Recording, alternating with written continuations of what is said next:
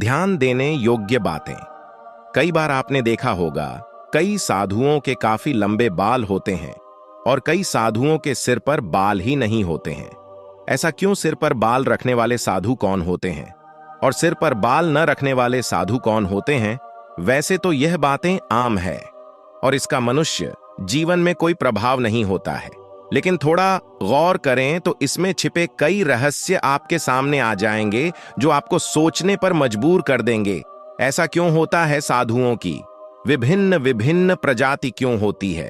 तो आप हमारे साथ बने रहिए और साथ में समझते हैं साधुओं की इन विभिन्नताओं के बारे में। चलो जानते हैं। इस वीडियो में कोई फुटेज नहीं है, सिर्फ वॉइस है, लेकिन आप जब तक मेरे साथ रहेंगे, मैं वादे के साथ कह सकता हूं, आपको उतनी देर तक एक अलौकिक दुनिया में लेकर चलूंगा। समय हो आपके पास तभी आप पूरा वीडियो देखना, जब ही आप जान पाएंगे साधुओं के बारे में। आपने ध्यान दिया होगा कि जब आप किसी आश्रम में और बाहर भी कई जगहों पर कुछ भिक्षु अपने सिर पर बाल नहीं रखते और कुछ भिक्षु अपने शरीर का एक भी बाल नहीं कटवाते। इन दोनों पहलुओं में क्या अंतर है? आपने ध्यान दिया होगा कि जब आप किसी पेड़ की छंटाई करते हैं तो वह पेड़ अपनी ऊर्जा उसी हिस्से पर केंद्रित कर देता है जिसकी छंटाई हुई होती है। अगले 15 से 30 दिनों के भीतर पेड़ के उस हिस्से में जितने पत्ते आते हैं वे पेड़ के दूसरे हिस्सों से काफी ज्यादा होते हैं। यही चीज आपके शरीर में होती है। अगर आप अपने बाल मुड़वाएं तो आप देखेंगे कि आपकी ऊर्जा अचानक ऊपर की ओर जाने लगेगी। एक खास तरह की साधना करने वाले लोग ऐसा ही चाहते हैं। ऐसा नहीं है कि वे अपनी मर्जी से कभी भी बाल मुड़वा लेते हैं। वे अपने बाल शिवरात्रि को उतरवाते हैं, जो अमावस्या के एक दिन पहले आता है। उस दिन, अमावस्या के दिन और उसके अगले दिन मानव शरीर में ऊर्जा ऊपर की ओर उमड़ती है, जिसे हम थोड़ा और धक्का लगाना चाहते हैं। जब कोई ऐसी स्थिति में पहुंच जाता है जहां उसकी ऊर्जा उसके सिर से फूटने लगती है, अगर वह भौतिक शरीर के ऊपर मौजूद 2 चक्रों को सक्रिय कर लेता है तो वह अपने बाल नहीं उतारेगा। बाल उसी दिन उतारे जाते हैं क्योंकि उससे साधना जुड़ी होती है। अगर साधना नहीं होगी तो कोई खास अंतर नहीं पड़ेगा।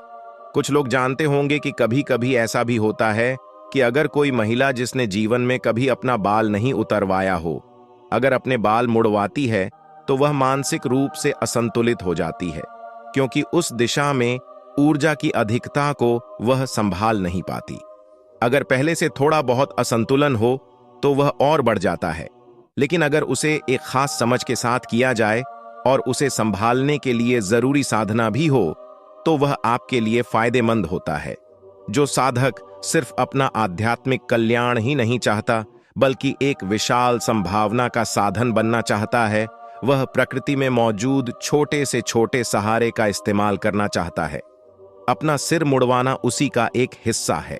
जब कोई ऐसी स्थिति में पहुंच जाता है जहां उसकी ऊर्जा उसके सिर से फूटने लगती है, अगर वह भौतिक शरीर के ऊपर मौजूद 2 चक्रों को सक्रिय कर लेता है तो वह अपने बाल नहीं उतारेगा।